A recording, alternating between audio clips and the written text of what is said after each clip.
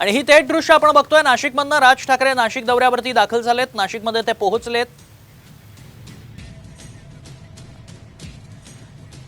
आणि मनसे आता विधानसभेच्या दृष्टीनं चाचपणी करायला मैदानात उतरल्याचं या निमित्तानं तरी पाहायला मिळतंय। कारण मनसे अध्यक्ष राज ठाकरे हे नाशकात आलेले आहेत। नाशिकमधनं सत्ता मनसेला कधी काळी मिळाली होती महानगरपालिकेची आणि त्यानंतर आता विधानसभेच्या दृष्टिकोनातनं राज ठाकरे हे मैदानात उतरल्याचं पाहायला मिळतंय। चाचपणी केली जाते, त्याची सुरुवात नाशिक दौऱ्यापासून होताना पाहायला मिळते। राज ठाकरे नाशिकमध्ये दाखल झालेत। ही थेट दृश्य आपण साम टीव्हीवर एक्सक्लुसिव्ह दृश्य पाहतोय।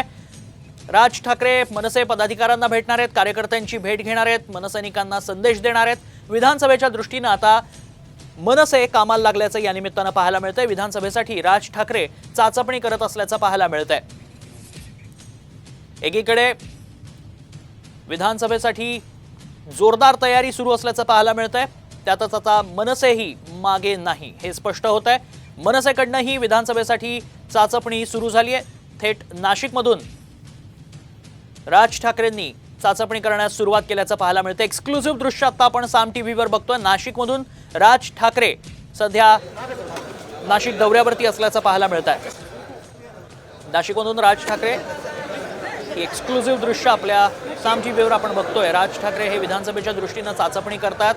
नाशिकमधून त्यांनी दौऱ्याला सुरुवात केली आहे।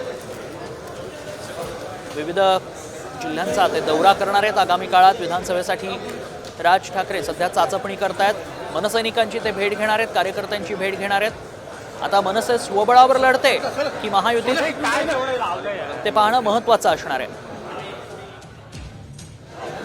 एकीकडे पदवीधर निवडणुकीत मात्र मनसेनं माघार घेतल्याचं पाहायला मिळालंय। अभिजित पानसेंची उमेदवारी त्यांनी मागे घेतली आहे आणि भाजपच्या निरंजन डावखरे यांना त्यांनी पाठिंबा दर्शवला। त्यामुळे विधानसभेतही काहीशी हीच रणनीती असणार का, महायुती सोबतच राहणार का हे पाहणं महत्त्वाचं असतं। मात्र राज ठाकरे सध्या नाशिकमध्ये दाखल झालेत। राज ठाकरे आता विधानसभेच्या दृष्टीनं चाचपणी करतायत।